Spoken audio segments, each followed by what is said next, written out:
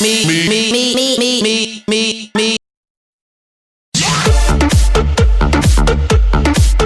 Зохион байгуулалттай гэмт хэрэг гэдэг нь ямархуу өндөр түвшинд хүрсэн байсныг өнгөрсөн өдрүүдэд бид хангалттай үзэж мэдрэв. Монгол улсын ерөнхийлөгч Цахиагийн элбэг доржин Эвэлдор явагдсан Эрдэнэтийг хэн сайн хулгайлах вэ? Олон улсын супер тэмцээнд 28 настай залуу X тайлантай компаниас 400 сая Америк долларыг сарын дотор босгосноор дэлхийн гэмт хэргийн бүх цаг үеийн рекордыг шинжилэн тогтоож өмнөө гიშгэх өрсөлдөгчгүй боллоо. Манай монголчууд агуу үндэстэн гэдэг нь үүгээр нотлогдож байна. 49% хулгайлах багт амирчид ийхүү дэлхийн практик тохиолдож байгаагүй шиндээд амжилтаар луурдж байхад үлдэж буй 51% дээр Жастин Батгууг урдаа барьсан 51% багт амирчид үгээр хэлхийн аргагүй чадварлаг зохион байгуулалттайгаар ажиллаж луурын бас нэгэн шинэ рекордыг тогтоосон байна. Дрөмчийн хорооны дараагаас сугар Эрдэнэт үйлдвэрийн захирлаасан Ганзөрөг Улаанбаатар төмөр замын дараагаас очир хуунар гарын үсэг зурснаар Жастин Батгууг гэгч луурчин Эрдэнэт үйлдвэрийн 51% барьцаалан хаа холын Африкт байдаг Стандарт банкнаас 140 сая Америк долларын зээл авсан бөгөөд өдгөө өнөө 140 сая доллар нь усан шидсэн чулуу шиг сураггүй болцоод байхад зээл авагч Батгууг хуурамч гарын үсэг зурсан хэрэгээр шалгасан болоод өршөөлийн хуульд хамруулан сулсан. Гарын үсэг зурж баталгаа гаргасан багийн гишүүн Сугар Ганзөрөг очирхуу нарын хэргийг хэрэгсэхгүй болгосон байна. Багийн тоглолт гэж юу болохыг, шилдэг лойвер гэж ямар юм байдгийг 51% баг хамт олон ийхүү үзүүлж 49% дээр ажилласан багийг хол тасархай хайж чадлаа.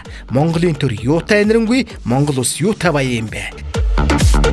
Дэлхийд дахин гэмт хэргийн хөгжлөөрөө Монголтой өрсөлдөж чадгааргүй хол тасархай хаягдсан байна. Эдгээр малдайлагчид бүгд боловсрол өндөр, албан тушаал дээгүр, төр засгийн болон төрийн өмчийн том үйлдвэрийн захирлууд байсан ба ийм хүмүүс нэгдэж нийлэн нэг баг болон оролцсноор бас нэгэн шинэ рекордыг тогтоож байгаажээ. Гэмт хэрэгтэн гიშгэх газаргүй хэмээх үг одоо гэмт хэрэгтний өмнө бусдын гიშгэх газаргүй хэмээн өөрчлөгдсөн байна.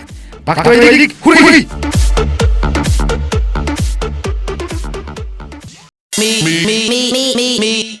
Me.